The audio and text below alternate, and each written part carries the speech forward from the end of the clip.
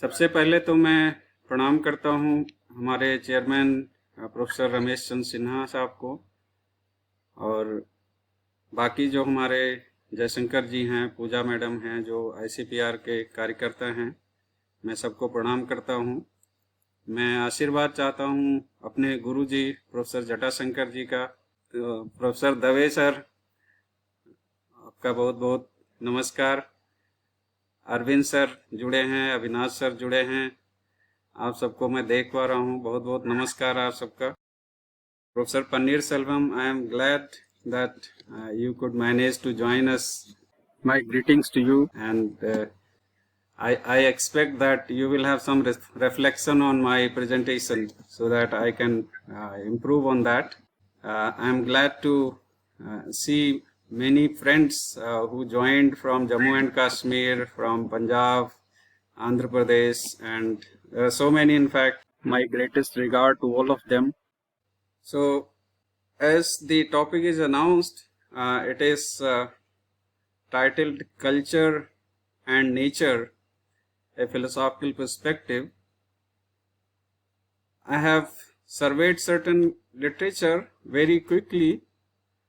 So on the basis of my survey, what I could gather, and I wish to propose, that there seems to be an intimate relationship between the perspective of a person towards nature and the cultural milieu he or she belongs to. So the behavioral transaction with nature is molded by the perspective, and an anthropocentric perspective which keeps human in the center of the whole affairs is problematic, or at least it seems to be problematic.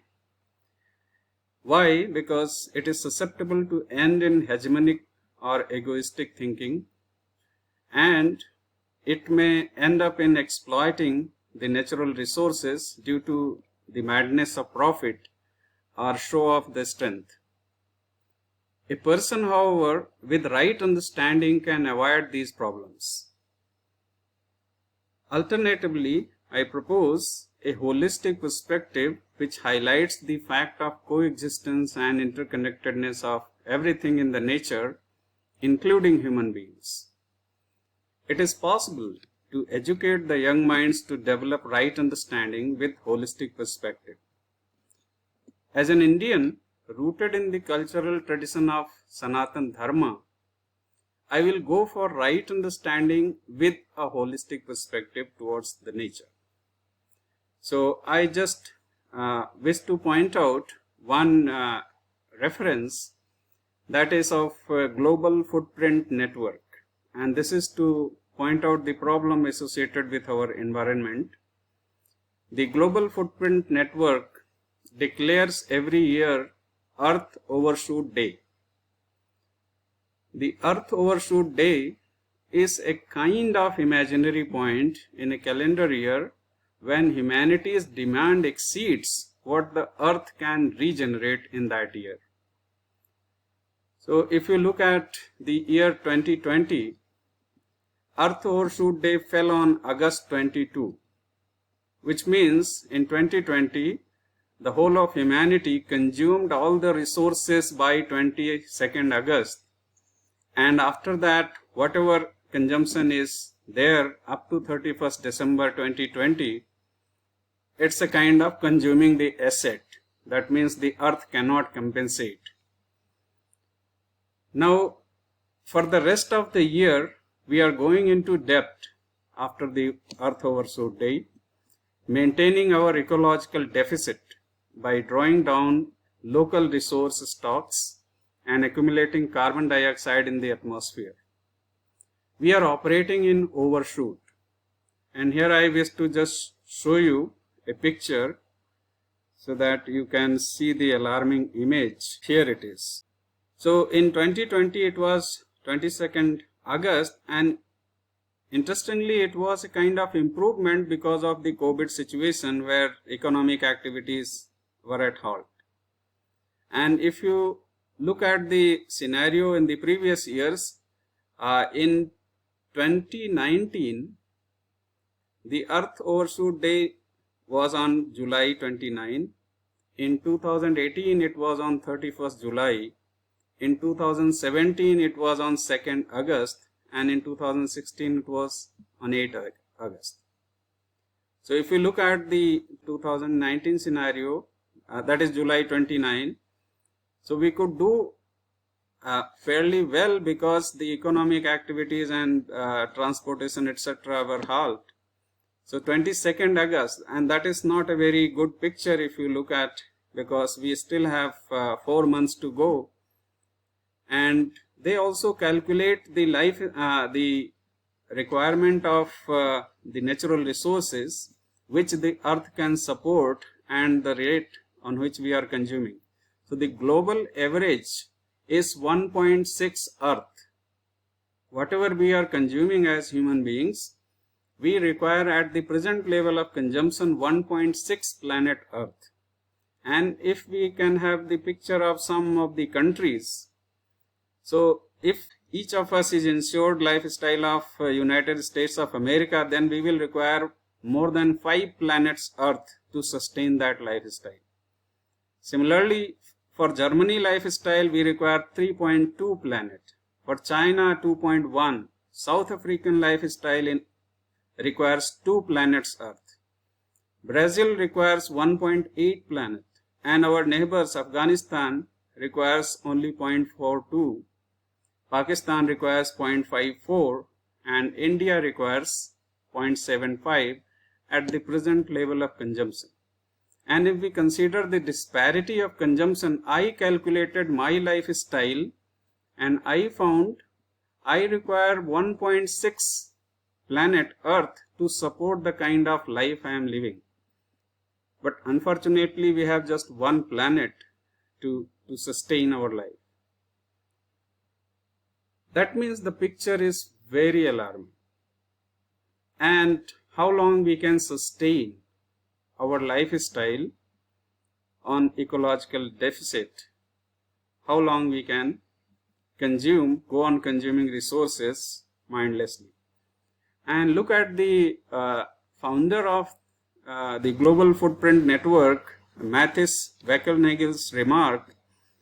He says that the goal is to move the date by design and not by disaster.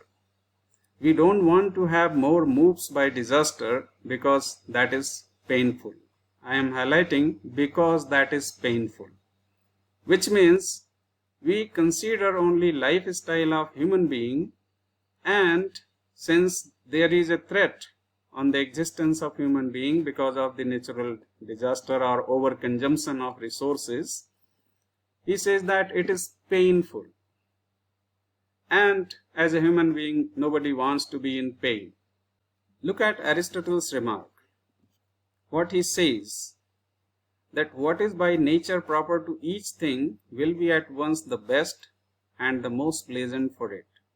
Which means if we remain at our natural level, whatever things we require for our sustenance, we are happy.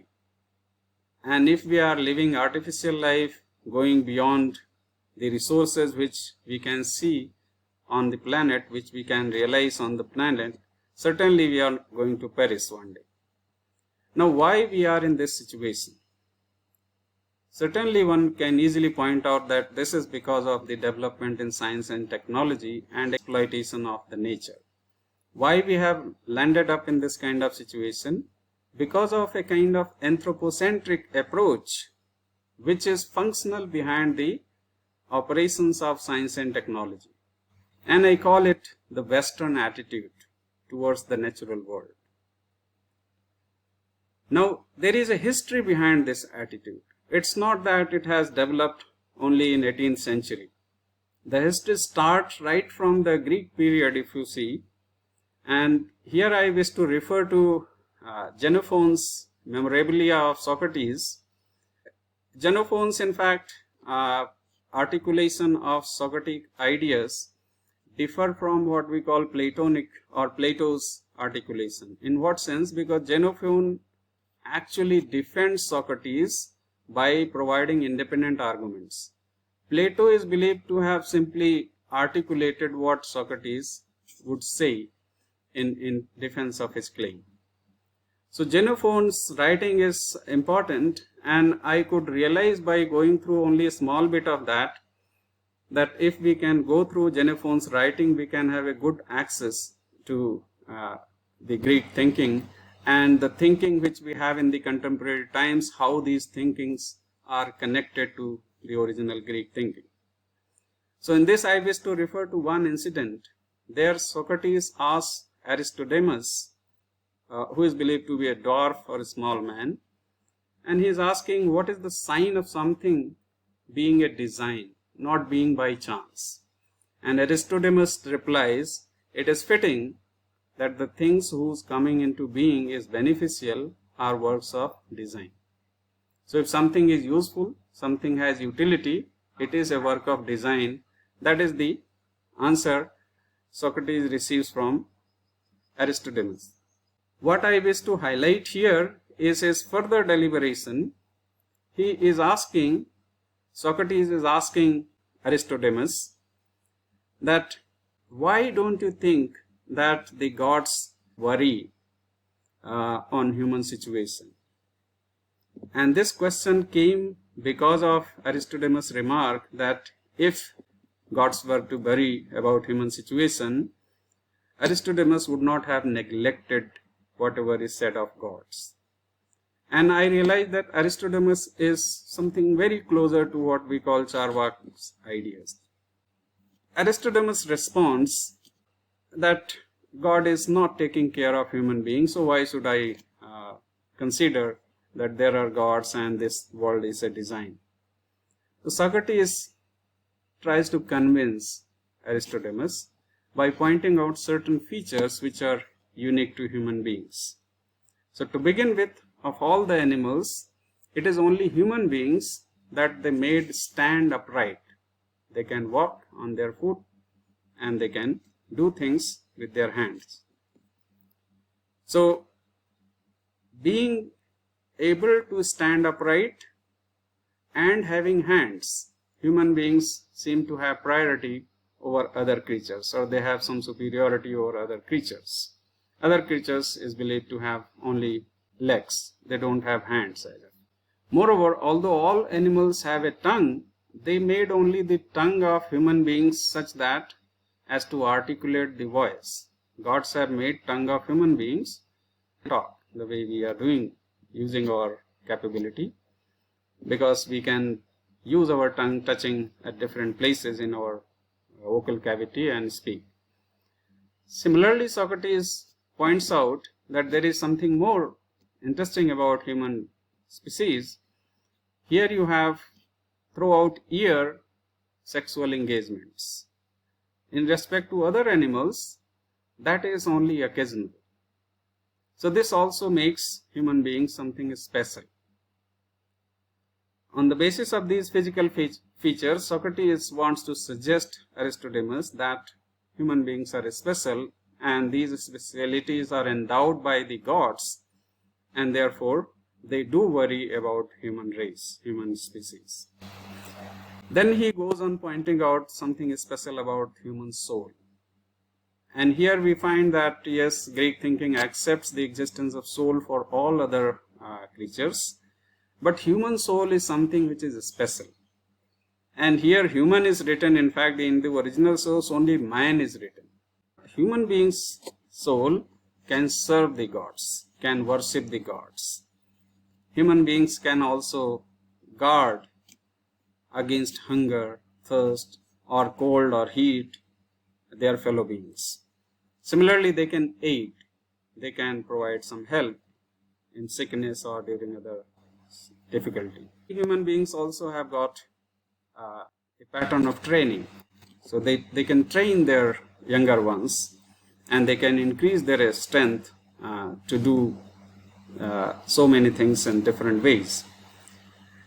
Also, there is a unique ability recognized by Socrates that human beings can remember. They have the power of memory. They can memorize things. All these reasons are offered to suggest that human beings are special. Now, for is it not very dear to you that human beings live their lives like gods in comparison to other animals? Socrates is suggesting in interrogative form, and the reason he is offering that by nature they are best both in their body and in their soul.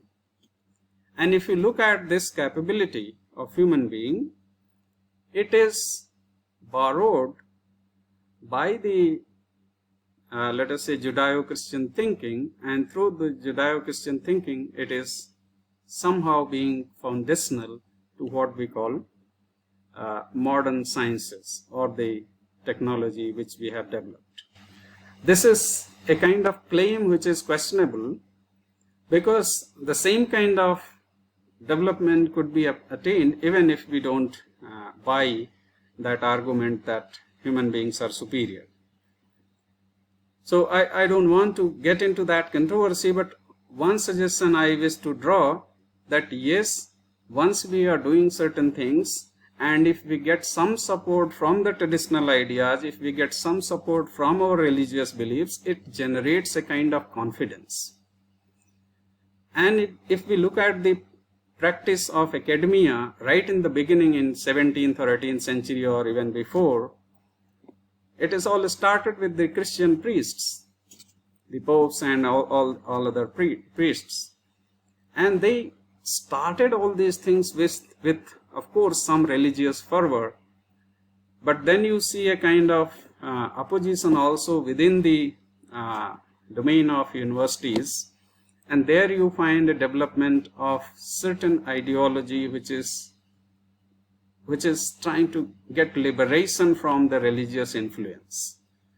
But howsoever secular they could become, they could not discard this very belief that human beings are something superior. And with that, whatever science and technology we find today, it is all based on that kind of beliefs. That is my conviction. One may contest on that. Now, if we look for that foundational thing which is coming from the classical period, passing through the biblical period and Renaissance, and now even this day. COVID is just one of the difficulties which we faced because of that madness behind the development of science and technology. Certainly there are many benefits we have got, but the side effects are much more dangerous, and they may be dangerous in fact for our progeny. Why? Because we don't know exactly what kind of effect this is going to cause in long run, because we are too much after short-term goals. So with this, I wish to propose that what we call anthropocentrism is something which is inherently rooted in the classical thinking of the West, and therefore every effort is made to make human life comfortable. And when we think of other life forms, we always try to link the well-being of other life forms only in relation to our own well-being. So the other life forms are valued only to the extent that they share some characteristics with the human beings, or they have some effect, some influence on human beings, or they have some utility for human beings. And this way we find that the anthropocentric approach can be held responsible for the kind of disaster we are having. It could be instantiated in so many ways. The anthropocentric viewpoint towards the nature is of course a problematic one. But if a person has a right kind of understanding, even within the scope of anthropocentrism, one can be very generous, one cannot be exploitative of nature. That is possible. But then it's a slippery slope in fact. One can easily slide into what we call egoism or what we call exploitation of nature, etc. There is possibility, more possibility than being sensitive enough towards nature. The point which I wish to propose here is coming from the Indian perspective. And this is, I consider, an alternative. I call it Bharatiya Drishti instead of saying Indian perspective, because I don't find my feelings communicated properly in Indian perspective. So I call it Bharatiya Drishti because this perspective is rooted in the tradition of seekers of knowledge. I don't consider the Western perspective rooted in this kind of seeking. They always long for utility, they always long for something more than or maybe something different from knowledge. That would be very bold assertion, but at least regarding the Bharatiya Drishti, I can claim that it is rooted in the tradition of knowledge. And I wish to point out three concepts: Rita in the Indian tradition, Tao in the Chinese tradition, and Ubuntu in the African tradition, in fact. These three concepts are very interesting, and one can easily connect these three concepts. If you consider Rita, it is considered to be cosmic order. Tao is also almost representing the same thing. Ubuntu is very closer to what we call Rita. And you might remember Ubuntu, the operating system, which works on Linux. What we can draw from these concepts is that there is some kind of similarity of perspectives in all these three traditions. Let us say Chinese, Indian, and African. What is the similarity? I wish to propose that the similarity is something which is different from the Western perspective of anthropocentrism. So what could be the alternative to anthropocentric approach towards nature? In need of any better formulation, I would call it holistic approach. And if we consider different traditions in India, for example, Buddhism, there we find these 5 niyamas: Putu niyama, Bija niyama, Kamma niyama, Dhamma niyama, Chitta niyama. These niyamas are basically representative of a holistic approach towards nature and every form of life. I don't want to go deep into it because I have something more to propose for your consideration. If you look at the Jaina tradition, again you find very interesting classification, taxonomy of the whole of reality, and that suggests a kind of integration of the whole of life forms. It doesn't mean that in the Indian tradition human beings are simply treated at par with each and everything because this particular life form is karma yoni, what is called. It is not just bhoga yoni.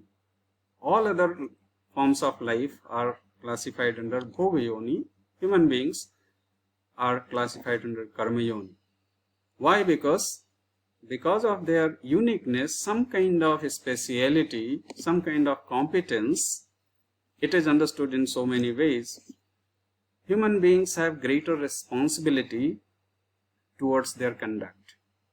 Why? I point out immediately in a few moments. So consider any spiritualistic or even materialistic tradition in India. We don't find any kind of anthropocentrism, at least. I would be glad if someone points out that yes, look at, these are the evidences where human beings are treated in high priority in terms of their rights.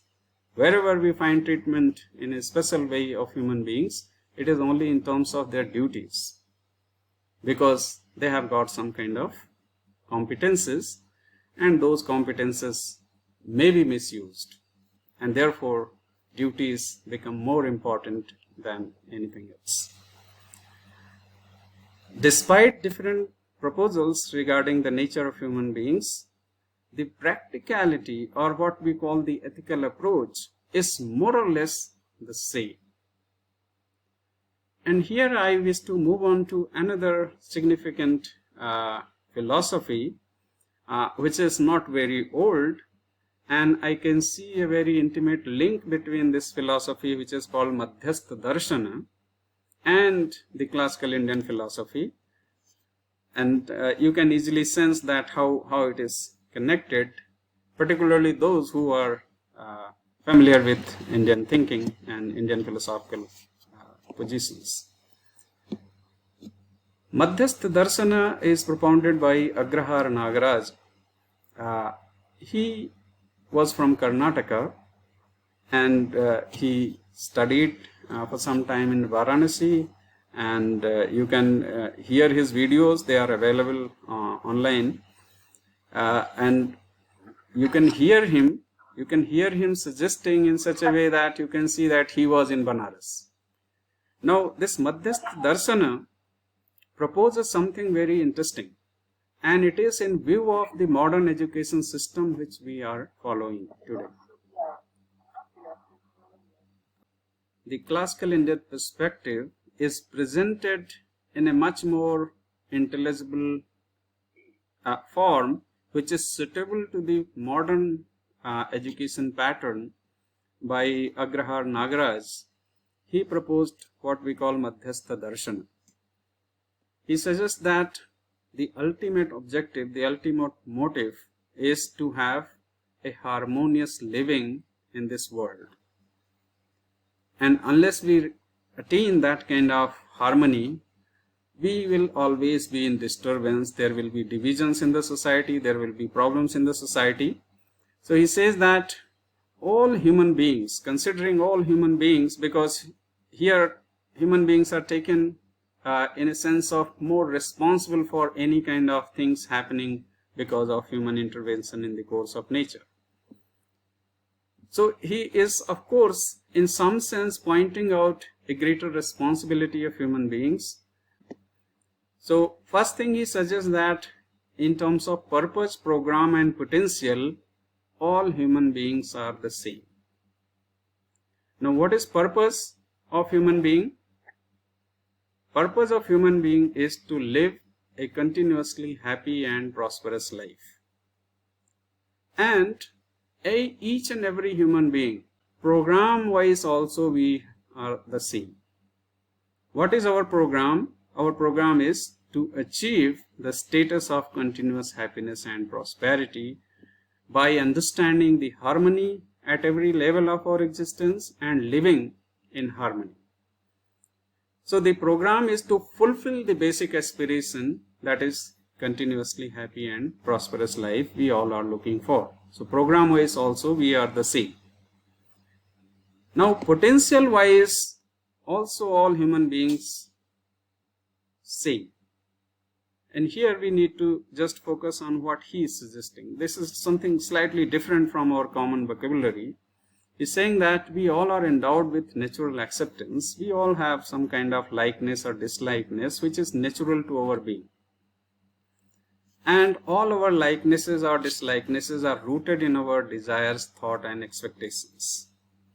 And we all have desires, we all are thinking beings, and we all have expectations.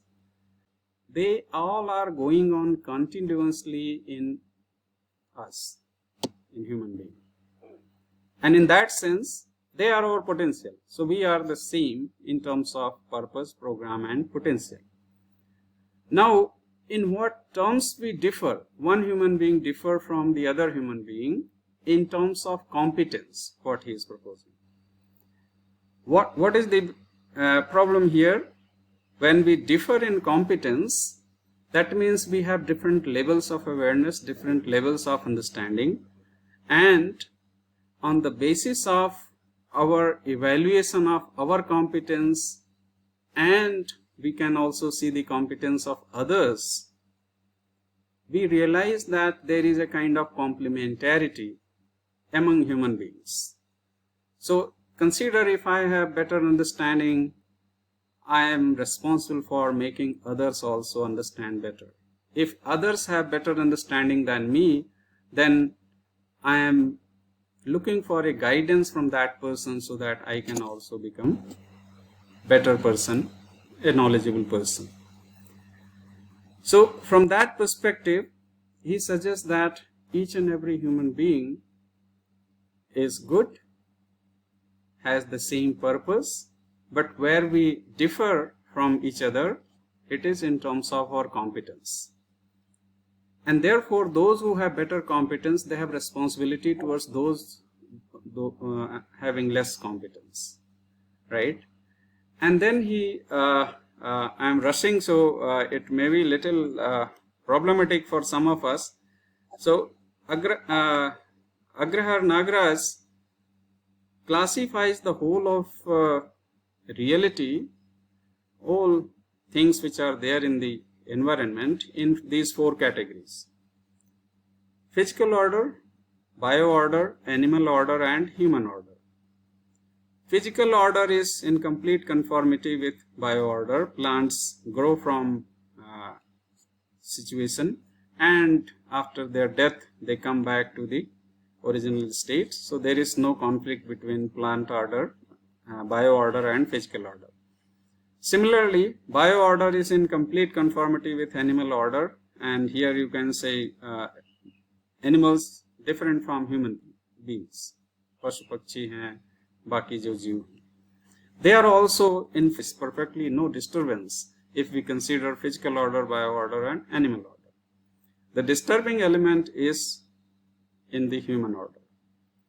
And this human order is unique in terms of its competence, and the competence is understood in terms of some kind of understanding, jnana avastha. So when we say that we differ in level of our understanding, it is difference in jnana avastha. And from where we gain what we call knowledge, it is through different channels, starting from our family, going outside the society, and then of course learning so many things from the nature. Now, because human order is not in harmony with physical order, bio order, or animal order, which we see in terms of environmental problems, what can be done? So I propose here two ways. One is proposed by Agrahar Nagaraj. He calls that Adhyan Vidhi. In the modern education system, we have brought a mass education pattern. Many children are brought into the education system. We need to now discuss that what are our levels of existence. And there he proposes that we have 4 levels of our existence. We live our individual life, we live a member of family, we live like member in the society, and we'll also live as a member in the whole of nature. And unless all these 4 are in complete harmony, we will be facing problem. In fact, we don't talk all these things with our children. We don't talk, we even hardly reflect on our own individual life.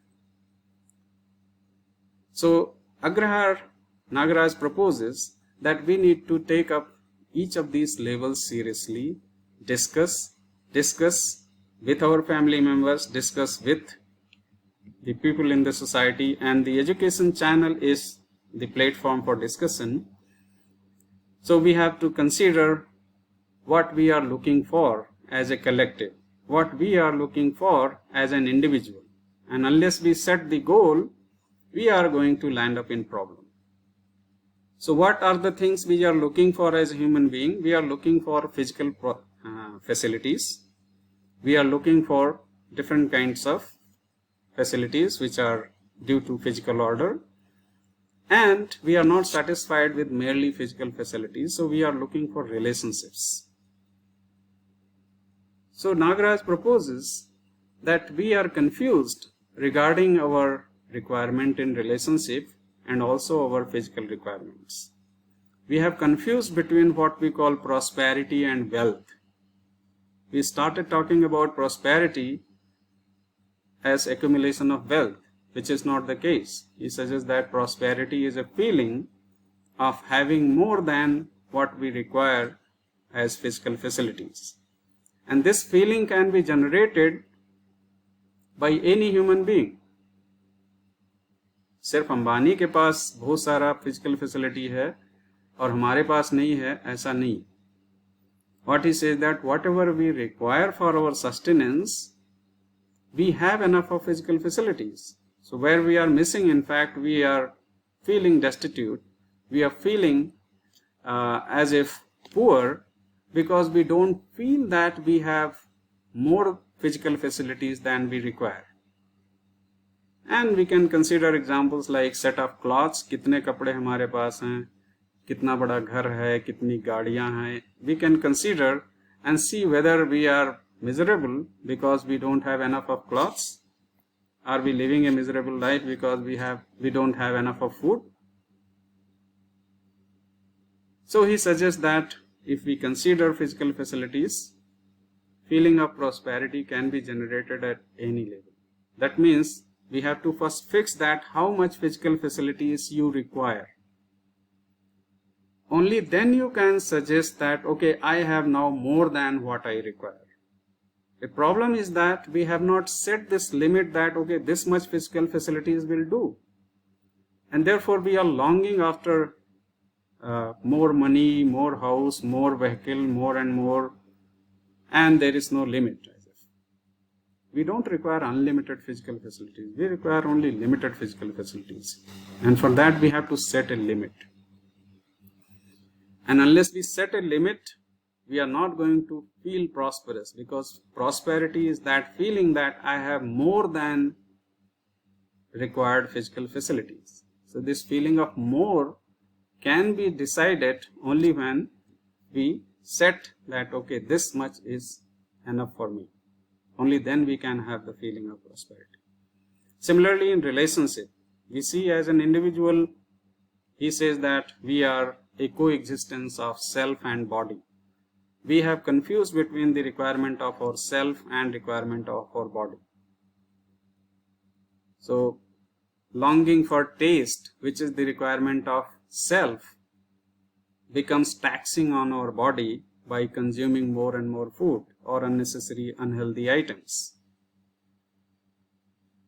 Similarly, we try to get respect or we try to influence others by having big house or more money and branded clothes, etc.